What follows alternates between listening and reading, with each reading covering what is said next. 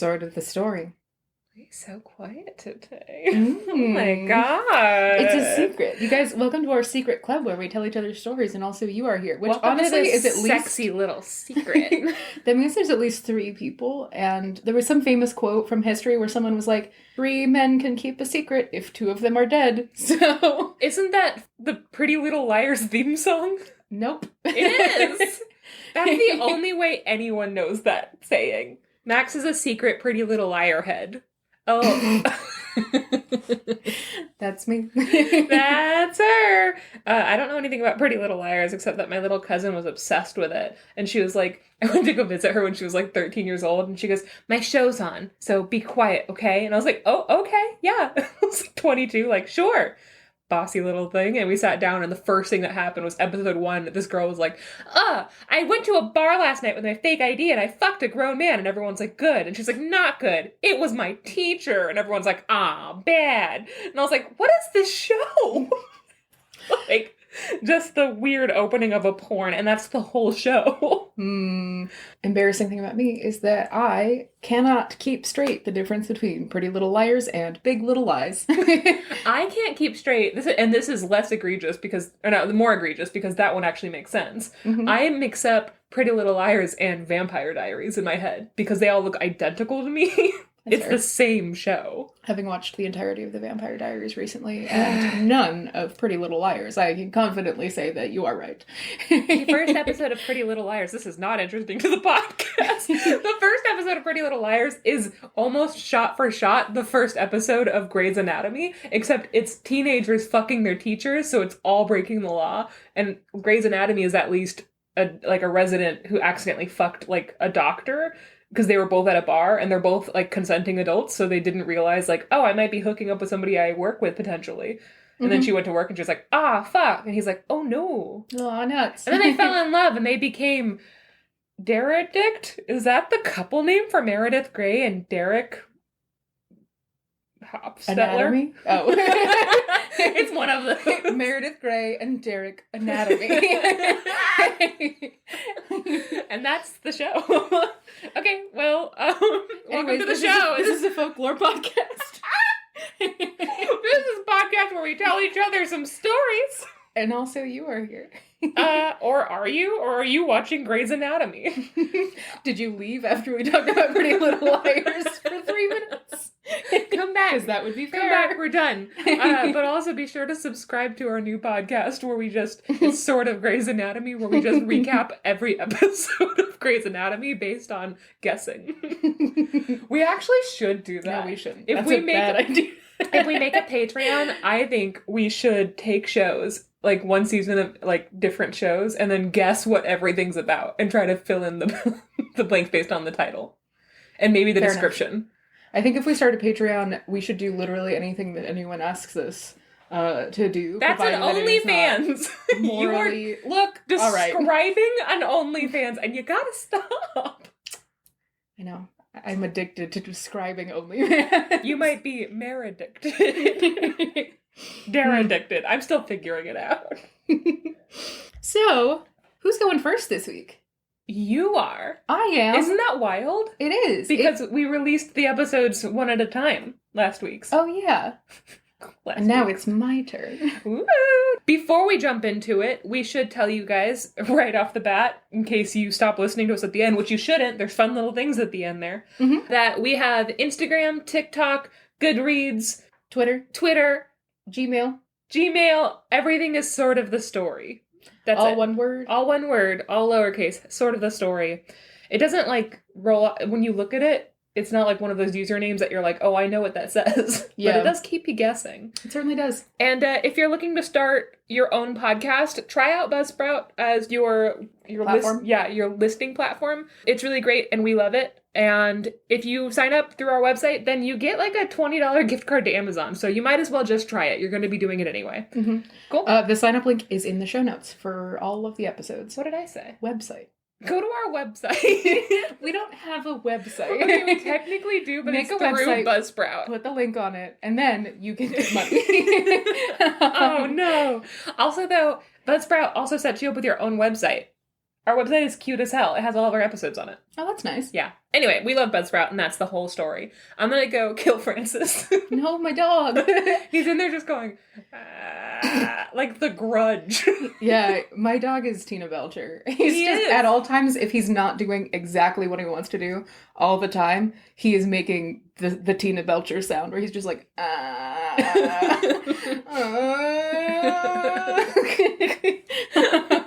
So if you hear that in the background, that's what that is. It's not the Grudge. Come to grudge us to death. I haven't seen The Grudge. I was just thinking, I haven't seen it in so long. We can't do this anymore. No, okay, goodbye. Let's do a go ahead. story. See you later. All right, Janey. Okay, Max. So I have a story for you today. I got a book that was removed from the Seattle Public Library. My copy was in that library, and then they got rid of it, and now it's mine. When you say removed, forcibly, or like no one was reading it, so they decided to donate it? I don't know, and frankly, that's none of my business. Okay. Well. But it has like all the library book print, and it looks like a textbook also, which I really like. But the book is called Thai Tales, Folk Tales of Thailand. Stories retold by Supaporn Vathanaprita, edited by Margaret Reed MacDonald, and illustrated by Boonsong Rohitaske. So it's a really fun book, really cool, just a lot of cool folk tales from Thailand that Supaporn Vathanaprita had heard throughout her childhood and wanted to retell, so she wrote them down, translated them, and it's now available in English, which is really cool. Fun. Important to this story is the fact that in Thailand, the Thai people are, on the whole, generally Buddhist, but they also, because most people in Thailand came from China and everything like that, and they also have other, like, the Indian subcontinent, that area, a lot of intermingling and everything. They also have a lot of stories that come from Hinduism, less as a religious stories, but more as, these are fun stories that we like to tell. Yeah. So this story features Yommaban, which, as far as I can tell, is a version of the Hindu god Yama, which is the Hindu god of the dead and of the underworld. Like I said, though, it doesn't say Yama, it says Yommaban, which isn't a name that I could find elsewhere, so This is just the closest I could get in my research. If anyone knows better, please let me know, but that's all I got. So I'm just gonna get on in it. We're doing our best. Yeah. God, get off our back. Man, I gotta... This is sort of Thai mythology. There once was a man who loved to drink. He loved to drink whiskey. Oh. He drank so much whiskey that he would go senseless. Like, he would just get drunk under a tree and then, zone out or pass out, to the point that he didn't notice, mosquitoes biting him and everything. And he also didn't notice that the mosquitoes would bite him and drink his blood, and then they would get drunk. Oh, this guy has a problem. Yeah, yes. This is also content warning for aggressive alcoholism.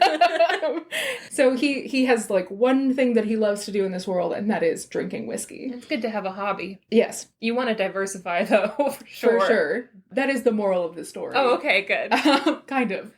Actually, I don't know. He also has a wife and children, and the only other thing that, besides drinking, that he cares about is he cares about his son becoming ordained as a monk. He's like, I care about one thing in this world, and it's drinking, but if there was a second thing, it would be watching my son become a monk, right? Okay. And it seems like his children are growing up in a healthy household. Yeah. Not full of expectations or failures. I know. It's your dream, Dad. He tells to the very drunk mosquitoes who are like, listen, yeah, that's what you gotta tell them, okay? And hear me out, you're beautiful. You're so smart, and you just gotta, make your own expectations. You gotta follow your dreams, because if you don't follow your dreams, who's gonna follow them? For your dreams, nobody else is having them. That was a beautiful thought, Zippy. Now go tell your dad. Bunch drunk mosquitoes. Drunk supportive mosquitoes. Yeah. I love these mosquitoes, as it turns out. He loves whiskey. He wants to see his son become a monk. That's the two things you gotta know about this guy. To the point that, he tells his wife, he's like, when I die, which will be soon, because I drink a lot, I do not live a healthy when my lifestyle. liver disintegrates. Ironic. Should have called it a deather. Oh. He says, when I die, don't even bother giving me a funeral. Don't bother giving me my merits. Just bury me with a bottle of whiskey. That's all that matters to me. Why is he living a country song? An American country song. He really is. That's the most aggressively American country lyric I've ever heard in my life. Mm-hmm. When I die, which will be soon, bury me with a bottle of whiskey. Yep. This story written by Garth Brooks. So, this is his two things, right? His son eventually comes of age and he is eligible to become a monk, and he, passes his monk test. Which is 8 years old, right? I don't know. It's like a child. No clue. Okay. He comes of age and he's able to hypothetically become a monk and everything, and they're preparing for everything and this whole ceremony where he becomes a monk, and the man tells his wife, we're going to go all out. This is the most exciting thing that's ever happened in my life or anyone's life. So she's preparing all these celebrations weeks ahead of time and everything for when his son becomes a monk. Mm-hmm. Unfortunately, this is the point at which all of the drinking catches up with the man and he dies. Okay. Uh-huh. So the man dies, and as he requested, his wife puts him in his grave with a bottle of whiskey. They say a quiet goodbye, and his family goes back home. His spirit leaves his body and is en route to hell. Not hell in a judgmental way, but just the underworld, on his way to the land of the dead. And he reaches down and he snatches up the bottle of whiskey from the coffin as a spirit, and then swoops down into hell, right? So he gets to the gates of the land of the dead, and he sees Yommaban, the king of the dead. Okay. Yommaban is like, hey, how's it going? We've been expecting you. Welcome to the land of the dead. I'm the lord of the land of the dead. Yommaban, you may have heard of me. And he says, so just I've got a couple things to do for you just as far as intake paperwork. So, got your name right here and everything. It says here you're 40 years old. Is that correct? And the man's like, yes, I'm 40 years old. And he says, okay, so in your life, over the course of your life, what kind of merits did you earn? What kinds of good things did you do that make you worthwhile? This is a short answer, so just go ahead, open-ended question. Okay. And the man immediately and very confidently says, I have done nothing with my life. All I've done my entire life is drinking whiskey. And then he takes out the whiskey bottle and he takes a big old swig from it right in front of the Lord of the Land of the Dead. He's like, am I nailing this job interview? I think that we're really vibing. Yommaban is like, okay, well, I'll make a note of that here, I guess. And he pauses for a second and he's like, I've never understood, you living people, you humans, love whiskey. Is it that good that you would ruin your life over it and everything? And the man says, well, whiskey is dependable. Whiskey is faithful.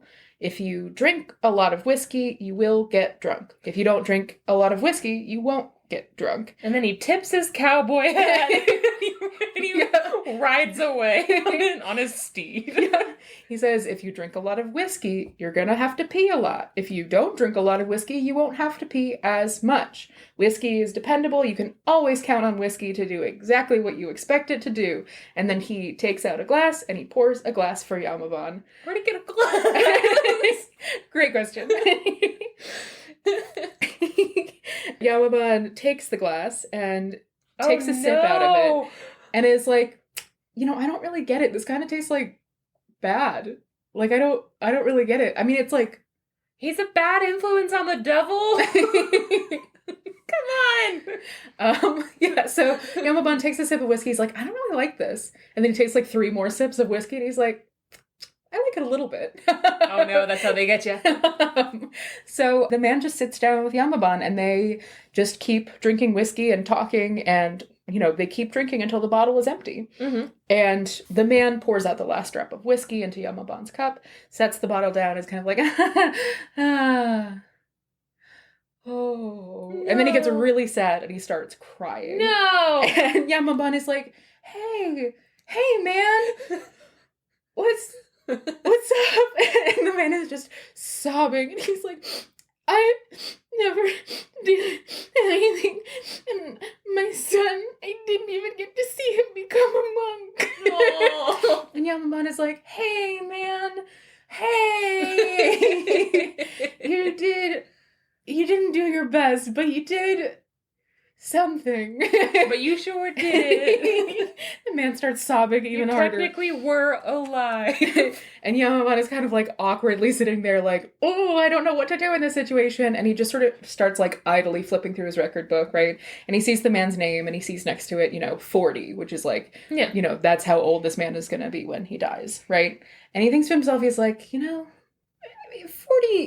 is like not that old. It's not that young. It's kind of, so like, he wanted this one thing, like one more year. Like if I could give him one more year, it wouldn't be that big of a deal, right? Oh. And so he turns to his friend and he says, hey, okay, so here's the deal. I completely understand and I really want you to be able to see your son become a monk. So also, I'm a little drunk. Yeah, he's at this point very drunk. He's sloshed. He is absolutely goddamn sloshed. And he's kind of pleased that this man is sort of like, even if he's not a great man, he's like, he's still religious. He still believes in like his son's worthiness and he believes in, religion to a certain degree. And that's progress, kind of. So he's like, hey, I feel really sorry for you for this. So here's what I'm going to do. I'm going to send you back for one more year. Okay, you'll be able to see your son graduate monk school and everything. And then, after a year, I'll just send someone up to come get you and you come back down here. No harm, no foul, right? And the man is like... his family psyche. They're going to be so upset to see him. Yeah. And so the man's like, that sounds really good. Thank you. And Yommaban is like, hey man, no problem. We're friends. Just, on your way back down, just, grab another bottle and we'll hang out. Yeah. And he's like, thanks, man. And so Yommaban goes over to his book of records and he writes down a 1 next to the guy's name, right? Yeah. And so he sends the man back up into the world of the living. He's like, see you in a year, buddy. And the man's like, see you in a year, Yommaban, Lord of the Dead. Buddy, I can't wait to give you some moonshine next. So the man gets back to Earth. He crawls out of his grave. He goes back to his family's house. He opens the door. He's like, hello, family. And his wife is like, ah! And no.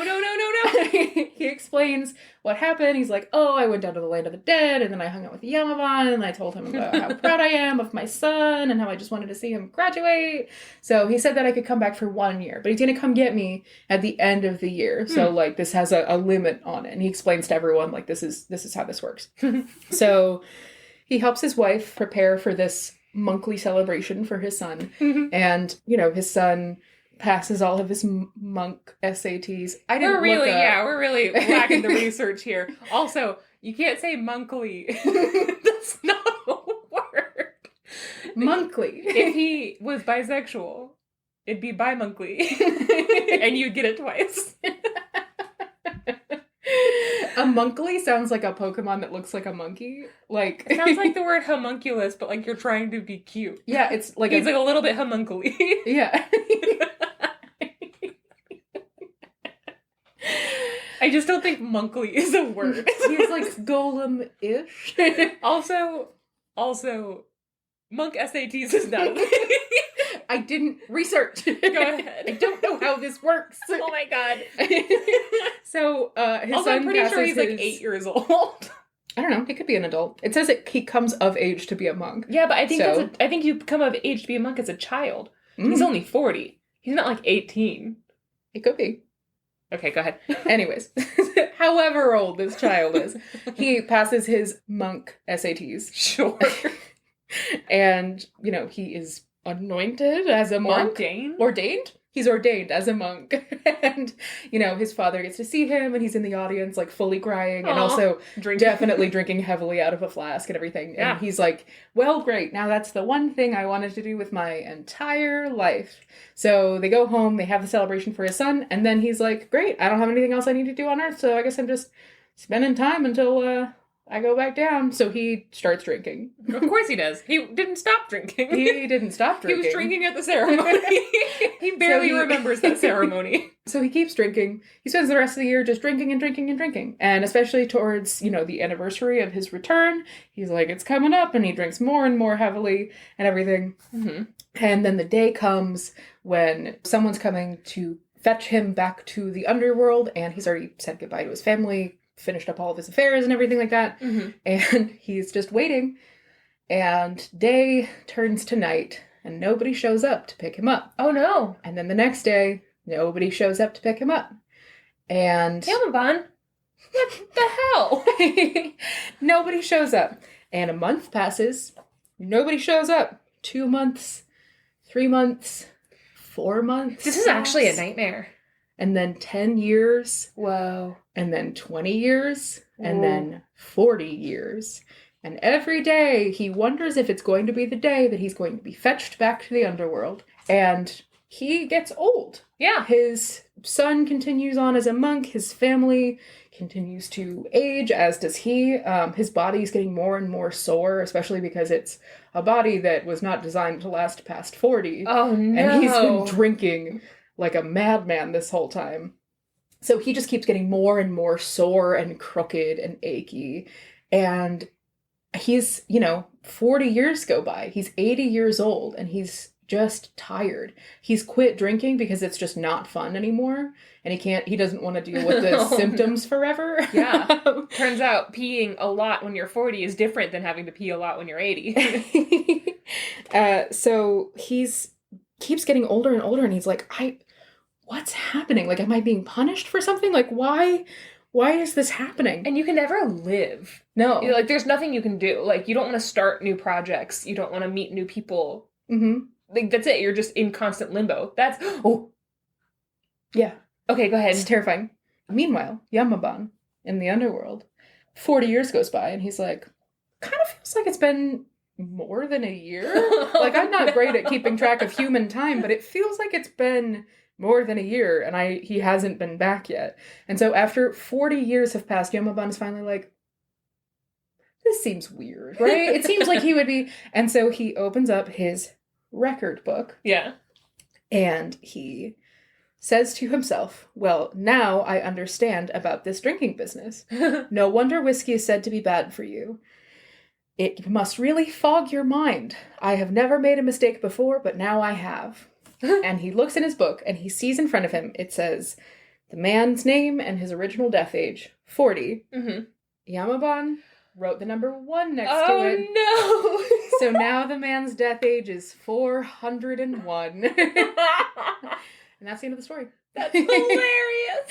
I thought this was going to be this is the bad place moment. I thought it was going to be like, every day he's living like, like it's his last, and he's always like, this is torture. And then it realized like Yommaban didn't actually send him up. He was in hell for all of his bad decisions. That would have been a really good hell. Yeah, I also, though, I really just like the idea of, like, hey, it might seem like a great idea to get fucked up with a god, but you don't want to find out what happens to you when a god that is in control of what happens to you gets fucked up.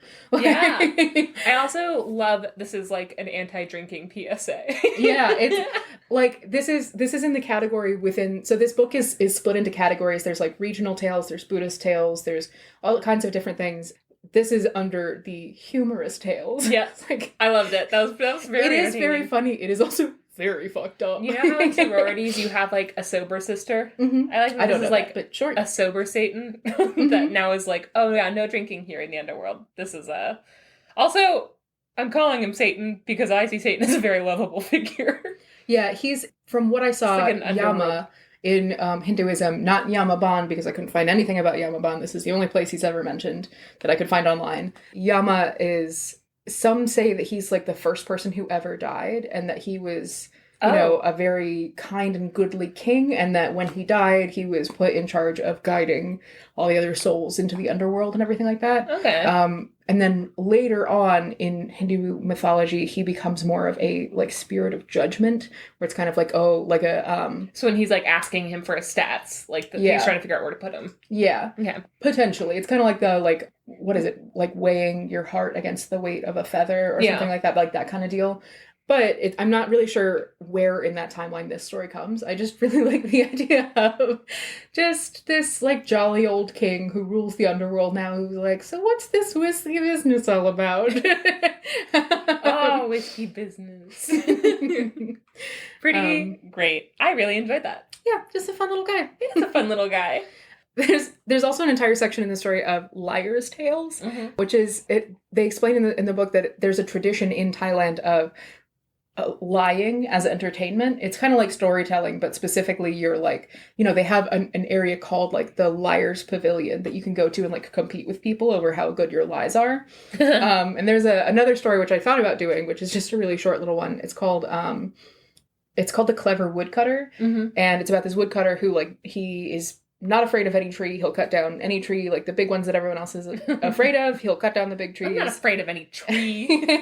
Not me. And one day, everyone's like, hey, come cut down this tree. And he sees it, and he's like, this tree might be too big for me to cut down. But he doesn't say that. So he just shimmies up the tree, and he chops off all the branches up at the top. And then there's a gust of wind, and he's knocked out of the tree with, like, all of his possessions and everything fall out and everything. And his wife, like, the whole town is watching down below. And his wife has her head craned back so far to try and watch him that someone has to be massaging her neck the whole time. Like, that's how tall this tree is. And so they see him fall, and his wife, like, faints because she's like, oh my God, my husband's falling to his death. She faints, and they wake her up. And she's like, oh, how's my husband? And they're like, he's still falling.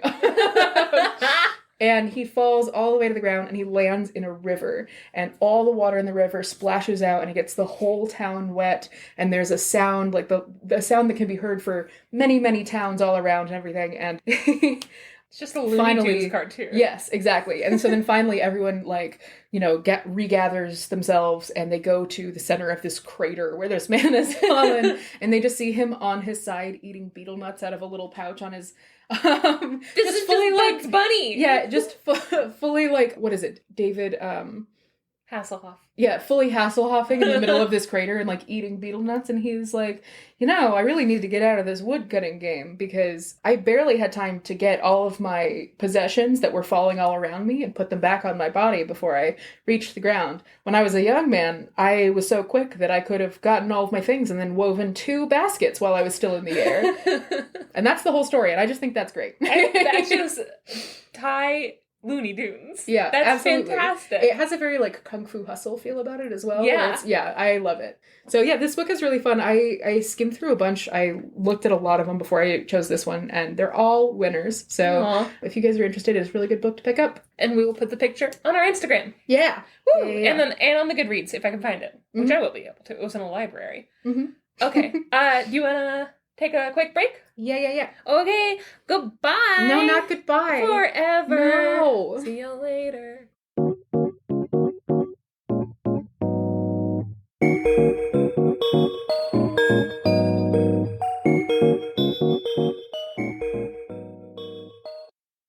All right, Max. Okay, Janey.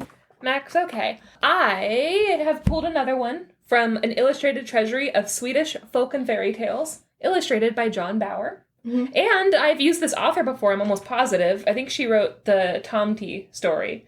Helena Nyblom. Okay. Yeah. And I'm just going to go to, and it's going to sound a lot like one I've done before. I try so hard not to do this. Yeah. But I can't stop myself. You picked up the page, and my eyes read the title. Yeah. And I definitely didn't read it right, but I thought it said Bela Lugosi's Adventure. It doesn't. I wish it did. The title is Bella's Glorious Adventure, and it should say Bela Lugosi's Adventure. I wish it did. Okay, well, Helena Nyblom writes some very whimsical stories. All of the stories in this book are whimsical and twinged with some sadness, and this one's going to sound very familiar, so I'm just going to get into it, okay? Yeah, do it. Bella's Glorious Adventure. Once upon a time, there was a 4-year-old princess named Anna, Jolenta, Isabella, Elizabeth, Marie, Catherine, Inez, Beatrice. Amelia. Thermopolis. Amelia Mignonette, Cristiano. Nope. Not Cristiano Ronaldo. Cristiano whatever Ronaldo. it is. Posh Spice. David Beckham. Amelia Thermopolis. Mignonette. 2 other things. Thermopolis Rinaldi. Amelia Minion grew. And Miss Thermopolis Rinaldi. Okay, so she had many godmothers, and she was named after all of them. So, like, a real Sleeping Beauty with the 7 fairy godmothers. Oh, I love it. Plus, you will never forget their name. You'd never. And, it's really easy to forget your godmother's names. I mean, if you have that many. It's true. She went just by Bela. That's her name. Bela. Bela. Bela Lugosi. If all fits. Okay. Where you been, Loca? Okay, so every night at the stroke of 7, her nanny would carry her out of the garden where she played all day in the garden. That's all she did all day. She just had the best time outside. It seems like the nanny should be doing other things. Nope. And then at 7, her nanny would carry her out of the garden and then back into the castle. And she'd be bathed in a big marble bathtub, and then she'd be promptly put to bed. And Bela thought this was some bullshit. She was like, excuse me, I'm not done playing. And you never let me do anything. And it's kind of some bullshit that I'm just kind of picked up and carried around. Like, where's my agency, says young Bela. This is one of those things that kids do where they're like, oh, I don't want to take a nap. It's the middle of the day. And I'm like, God, I want to take a nap. It's the middle of the day. Oh, to be carried by a nanny to a big marble bathtub and then promptly put to bed. Yeah, I want to play in a garden and then I get too tired. Someone gives me a nice little bath and then they put me in bed. That sounds so good. Wonderful. Bella's not having it. So she decides, you know what? All of the adults in my life, they run around and they play without me, and that's some bullshit. So she's like, I'm going to stay up. So when her nanny isn't looking one day, she decides now's the time to go exploring. And she sees a little footbridge that goes over a stream, and beyond that is a really dark, huge forest that borders this castle. So as soon as her nanny is looking away, she just starts scampering into the woods. Just a 4-year-old with blonde hair, like, waving behind her, just trying to get really far before her nanny notices. And she does make it across the footbridge into the trees before her nanny, like, looks up from where she was, like, I don't know, doing a crossword puzzle or something, doing what nannies do. And so she makes it to the forest. And immediately, she's, like, out of breath. She's been running. And she says, it's lovely here, but I'm terribly hot. And so she takes off her dress, and she's only wearing a petticoat underneath. And she, like, folds the dress really nicely, because Nanny taught her how to fold her clothes. And she puts it really nicely, and she goes, I'll come back for ya. And then she starts walking into the forest. And she sits up eventually on some moss, and she's looking up at these really huge old trees. And she says, you are incredibly big. And all the trees respond. They say, well, yeah, we are. We're very, very old. And, we've seen many little princesses. They grow up, they get old, and they die. And then new ones always just come around and replace them. You're not special. She's like, cool, but can you run and jump like this? Ha! And then she starts doing, like, little 4-year-old parkour. Oh my God, this is so cute. Jumping around off, like, trees, off, like, huge rocks and, like, kicking the trees and stuff. And so she makes it further into the forest, but her fine shoes that she's wearing are making her clumsier than normal. And she's like, you know what? No, I'm not doing this. And so she sits down on some moss and she pulls off her shoes and she puts them over to the side. And she's like, this is more fun anyway. I like being barefoot. So now she's just running again through the forest, little feet scampering. And it says specifically that she ran along on little pink feet. Aw. Just the way that Helen and Ivan describes this little girl kills me. So Bela immediately is, like, enchanted by the smell of the forest. She's like, wow, all of the fir trees and the warm air. And she thinks to herself, like, this smells even better than my mom's perfume. This is even better than, like, incense at church. Like, this is a really good smell. I should make this into a candle and, like, start my own MLM scheme. I feel like if you could somehow distill this, like, into an oil or something, it could fix cancer. I would wear this year-round, says Bela. So she sees eventually a slope. It's covered in raspberry bushes. And she's like, great, a snack. And she runs down to start picking some. And as she's picking them and eating them, she realizes she's standing not on, like, moss anymore. Suddenly she's standing on something smooth. And she looks down and she sees it's an adder, a big snake. Ah. And the adder, like, lifts its head up and it has this forked tongue that it keeps flicking out at her. And it's, like, doing its little, like, waving around, like, hypnotizing her. And she's like, who are you? What are you doing? And he's like, let me at her. And so, like, they're staring at each other because the adder's like, what the heck? Also, she's so small that it really isn't bothered by the fact that she stepped on it. And so she's like, why are you sticking your tongue out at me? I can do that too. Watch. Blah. Watch again. Blah, blah. And so the adder, like, lays flat again. It, like, puts its head down, like, all right, this is not a threat. And starts just kind of, like, slithering around on her feet, right? And, like, wiggling. And she's like, oh, you're very nice. That's what she says. I like this. And so she leans down and she touches the snake. And she's like, you have very smooth skin. And also, I like the way you dance. And then she begins to dance, too. And so soon the snake is swaying back and forth. And Bella's swaying back and forth. And she's, like, swinging the hem of her little petticoat. And she starts to sing her song. The song is, cannot run, cannot walk, cannot go on tippy toes, cannot sing, cannot talk. So come and dance around my toes. And she sings that a couple times, and she's jumping and swinging her arms around her head, and she's laughing and just having the best time. And then the snake is like, cool, well, bye. The snake just kind of, like, leaves, like, deeply untalented child. Rude.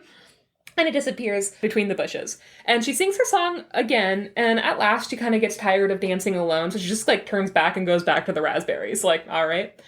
And then after she's eaten her fill, she fills her left hand with some berries, and she's like, I'm gonna give these to Mother and Nanny. And she starts to walk back, right? And she hears a shuffling noise, and she thinks, like, oh, Nanny's coming to get me. And so she, like, drops. She's like, no. And then as she, like, peeks her head up again, she realizes it's not Nanny coming to get her. It's a big brown bear. Coming to get her. Coming to get her. And she, like, immediately stands back up, and she laughs and goes, oh my god, what a clumsy thing, you're like a big dog. And then she runs up to the bear, and the bear's like, whoa, whoa, whoa, whoa, whoa. The bear, like, stands up like, hey, what is this? And so she stretches out her hand with the berries, and she's like, well, do you want some berries? And the bear's like, maybe. And so then the berry starts to eat berries out of her hand. And then it, like, is staring at her kind of curiously, and then it kind of licks her hand a bit, and then, like, reaches out his long tongue and licks her face, and she's like, great. Yep, I love this. We're friends now. I'm having a great time. She asks the bear, she's like, are you cold? Is that why you're wearing a thick coat? And then she also strokes her fur and kisses her on the nose. Aww. And the bear starts to growl and, like, rub her head against Bella's hand. And then all of a sudden stands up, turns around, and makes a noise that Bella doesn't understand. And then out from behind the trees, 2 little baby bears come rolling out. Oh my God. These fat little cannonballs, just like, whoop, they roll out into the forest. And Bella is delighted. This is such a good day. She's having the best time.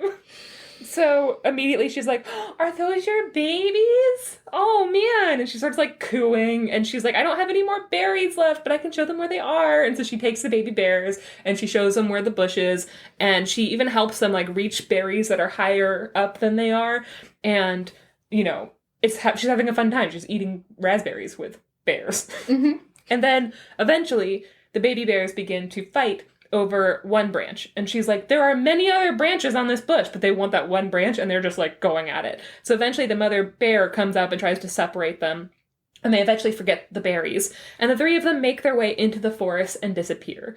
And Bella's left alone again. So she starts walking further into the forest, and she's singing a little song to herself, possibly the song she sang to the adder. And she hears something that sounds like a bird song, and she's like, ooh, that sounds like a pretty bird. And then there's a flutter, and then something brushes against her head kind of hard, and she realizes, like, whoa, her crown is gone. She'd been wearing a beautiful little crown, and now her head is, like, empty. And she's like, whoa! So she looks around, and she's like, what the heck? And she sees a crow flying off high into a tree above her, and the crow is carrying her crown. And she's like, hey, give that back. I need that back. You can't just take my crown. And the crow, like, you know, pokes its head out of the nest and says, be quiet. Shut up. Classic crow. Go fuck yourself. Come and get it, idiot. So she says, I took your crown to give to my children so they can have something nice. So stop being so selfish. And Bella's like, you have babies? I love babies. Can I see them? And the crow is like, okay. And the crow leans her head down, speaks to her babies, and then soon 4 little black heads peep up over the edge of the nest. And Bella says, pooh, they're ugly. Because baby crows are ugly. It's true. She's not wrong. And the crow is offended and is like, you just don't have taste. And Bela says, I'm only 4 years old, so I don't understand very much. So I'm sorry if I offended you. And then she's like, do your children sing? And the crow is like, they're going to sing beautifully when they're older, but right now their voices aren't ready to sing yet. And the princess is like, can you ask him to try? I bet they'd be good if you just asked him to try. Like, that's what happens with me when I think I can't do something, is that people tell me, like, you just have to try, and then I'm really good at it. So, like, what if you just asked him to try to sing for me? And the crow is like, all right, I will ask them and we'll give it our best shot. I'll have my people talk to their people. So she goes back and she goes through the proper channels. And eventually they all poke their heads up and they begin to sing. And this is their song. Aw. Caw, caw, caw. Soon we'll sing a song. Caw, caw, caw. It isn't very long. It isn't. And that's the song. And Bella's like, is that all? And the bird's like, do you want to hear it again? And she says, no, thank you. And she runs off into the forest. So she didn't get her crown back? No, they get to keep it in exchange for a song. Okay. So it was getting late, and she was like, I need to get back home before the sun sets. And eventually she finds herself at the shore of a shimmering lake. And farther out, there are these beautiful white water lilies. And they are so thick that it looks like a white carpet over the water. And so Bela, little 4-year-old Bela, is like, okay, let's see. And she starts to reach her foot out into the water to, like, try to walk on this carpet. And then out of nowhere, a swan pops its head out of the reeds and is like, no, don't do that. No, The swan comes, like, swimming up, like, and, like, pushes her back up onto the shore. Like, that's water. Get away from this pool. So it honks and kind of, like, worries and fusses over her. And she's like, listen, if you want to go in so badly, you need to ask for help, okay? Because you're just a stupid little human, okay? And obviously you can't swim. God, if you want to go out there, like, hop on my back, I'll take you. And Bella's like, okay. And so she jumps on the swan's back, and she's wearing a pearl necklace, and she puts it around the swan's neck, and she holds it like reins. And so she's sitting down on the swan. The swan brings her over to the lilies, and she waits for Bela to scoop up as many lilies as she possibly can. And then after she's collected her flowers, Bella's like, she points to the middle of the lake. There's like a little island, and it's filled with juniper trees. And she tells the swan, I want to go there. I want to sit in the grass, and I want to make a wreath with these lilies. So the swan drops her off in the little island. And then Bela gets off and is like, bye. And the swan's like, no, get your necklace. Don't forget this. And Bella's like, honestly, it looks really good on you. You should just keep it. Thank you. And the swan's like, okay. How are you going to get off this island? The swan leaves. How are you going to get off this island? Nope, the swan leaves. She's like, maybe she lives there. Oh, no. So Bela sits down, and she starts to try to make a wreath, but it's hard, because there's no wire to hold the shape of the wreath, and she has these little baby fingers, and they're not doing what she wants them to do. And also, this is a quote, the lilies were only happy on the water, and now they let their heads droop. And so she gets really upset by this, and she just starts to cry. Like, full-on, baby's too tired, bawling, big crocodile tears. She's had a big day. Yep, and soon the cry turns into a wail. And then suddenly there's another big rushing of wings, and this huge bird lands before her and looks at her really sternly. And she looks up and wipes her eyes and says, what sort of hen are you? And the bird's like, I'm not a hen, I'm an eagle. I'm the most powerful bird in the sky. Put some respect on your mouth. I built my nest in those cliffs over there so my babies can grow up in peace, and you're disturbing that peace with your crying. So shut up. And then he says, and go away. So he's really annoyed with her. And Bela starts sobbing. She's like, I don't know how to get back. I just realized I don't know where I am. And it's getting dark. And my mom and Nanny are going to be mad at me. And I just want to go home and I'm tired. She is having the worst time, right? And she's like, and everybody's going to be really mad at me. And so the eagle is like sighs and is like, all right, climb on my back. I'm going to fly you home. I need to get you away from my babies. You are literally waking them up right now. And she's like, okay. And so she wipes her eyes and she climbs on his back. And then he's like, okay, hold on. I got to stop by my nest first. And I got to tell my babies to stay in the nest until I get back. You know, I'm abandoning my children for you, but whatever. And so they go back and he's like, hey, babies, I got to take this weird baby back to her nest. Okay. Like, everybody just chill. And the babies are like, food? And he's like, no, you just ate. That's in the story. That's literally in the story where he says, stop looking at me like that. I just fed you. He's having a hard time. This is a good story. It is a good story. And so the air is so clear and so beautiful that as they're flying, Bella spreads out her arms and she pretends to fly as well. And she's laughing and she's cheering. And the eagle rolls its eyes and says, "What silly nonsense. Hold on tight, okay? We're descending." And then, like, flies her down.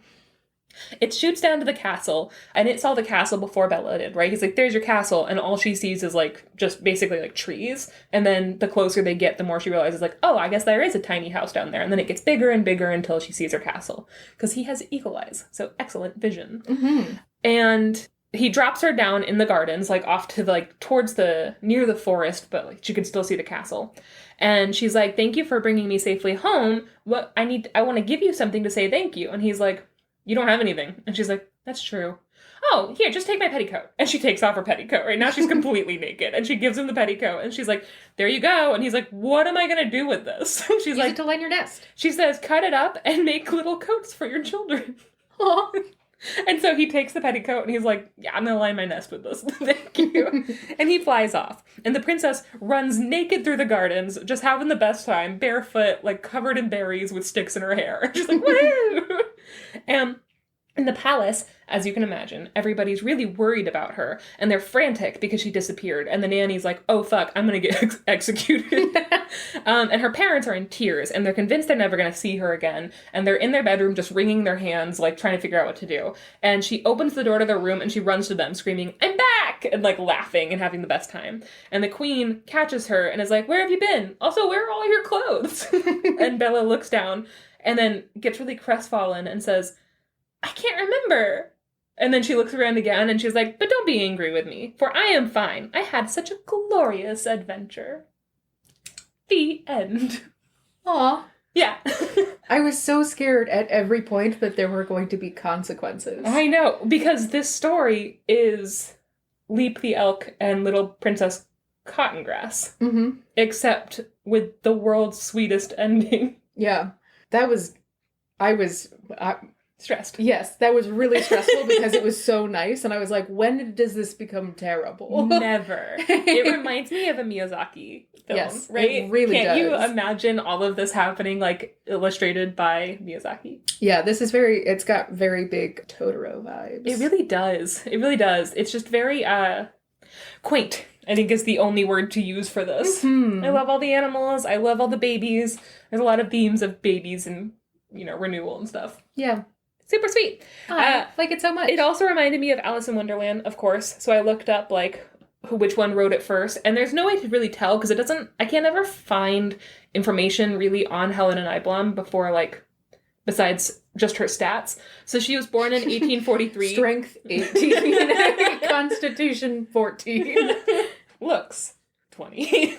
She was a hottie. Straight up hottie. So she was born 1843, and she died in 1926. Lewis Carroll was born 1832 before her and died 1898 before her. So who's to say? I honestly don't know who was first or if they even read the same things, but I think it very much has an Alice in Wonderland vibe to it. It certainly does. But that's it. That is Bella's glorious adventure. Bela Lugosi's glorious adventure. Now tell the whole story again. Okay. But remember that it's Dracula. Just remember. Just a tiny little Dracula running through the forest. Oh, I don't know why that reminds... a little Dracula running through the forest. It reminds me of that little honey boo boo, little bunny foo foo hopping through the forest, but it's little Bela Lugosi running through the forest, drinking all that bear blood. Oh. The raspberry bush alone. was a scam. All right, guys. Well, I think we did it. I think so. We did it. This was a fun one. This was a fun one. Nice little episode. Nothing traumatic happens. And that's our guarantee for this podcast. It's not. And don't hold us to it. If you do, we'll sue you.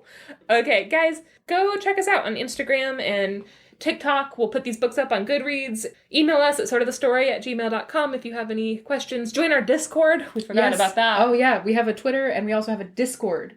It's in our link tree. I think our link tree is linked on... It is. It's linked on Instagram, and then also it's in my TikTok link tree. Yeah, come hang out with us on the Discord. We're just, we got a couple of people in there, and we're all just hanging out. And we'd love to talk to you. We'd love to hear what you think of the podcast, and also about other things. Yeah. I don't know. I didn't put this in here yet. But yeah, all of our stuff. We also have a shop with merch. We always forget about that. Oh, yeah. tpublic.com/user/sort of the story. And there's some fun merch. Other than that, guys, we hope you have a wonderful rest of your week. We'll see you next week. Goodbye. Bye. It's Janey and Max. It's the Janey and Max show. Whoa! This is the story of Janey and Max. And we walk around our house and we're wearing slacks. And both of us got real bad backs. Wiki. Show us your feet.